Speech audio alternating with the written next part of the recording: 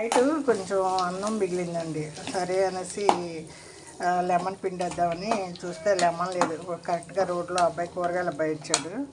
సరే 20 రూపాయలకి 5 కాయలు ఇచ్చాడండి. మన అవసరం ఇప్పుడు అస్సలు లేవు కదా, కొనేసాను. ఇదిగోండి నూనెలో ఆవాలు వేస్తాను. పప్పులు గట్టి గట్టి పప్పులు వేస్తే పళ్ళు రిపేర్లు అయినాయి. ఆవాలు వేసాను, తర్వాత జీడిపప్పు, పచ్చిమిరకాయలు, అల్లం ముక్కలు, ఎండుమిరపకాయ, కరివేపాకు వేసానండి, ఇంగు వేసాను, పసుపు, తర్వాత ఉప్పేసి చల్లారాకండి రైస్ ఉంది, నైట్ రైస్ అది కొంచెం వేడి చేశాను. మళ్ళీ కుక్కర్లో లైట్గా వాటర్ ఇలా చిలకరించి కొంచెం వేడి చేశానండి, అంటే గట్టిగా అవుతుంది కదండి. సరే చల్లారాక దీంట్లో వేసి తిప్పి అప్పుడు నిమ్మకాయ పిండుతానండి. కొంచెం కొంచెం అన్నం ఉంది, ఇది అన్నం కడిగి పెట్టాను, బ్రౌన్ రైస్ మా వాడికి.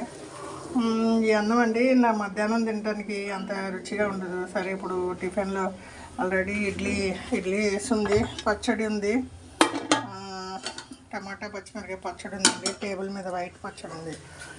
ఎక్కడ సదరలేదండి. గుడికి రాత్రి వర్షం, పెద్ద వర్షం. మా పెద్దమ్మాయి వాళ్ళు వచ్చి వెళ్ళారు. ఈలోపు పిల్లలు వచ్చి వెళ్ళారనుకోండి, ఇల్లు ఎలా ఉంటుందో మీరు గుర్తుపెట్టుకోండి.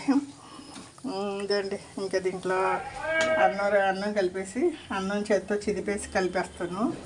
ఆ తర్వాత నిమ్మకాయని వడకట్టి పులుసు కలుపుతానండి. ఉప్పు కూడా వేసేసి దీంట్లోకి సరిపడే ఉప్పు అండి, అన్నానికి సరిపడే ఉప్పు కూడా వేసేస్తున్నా.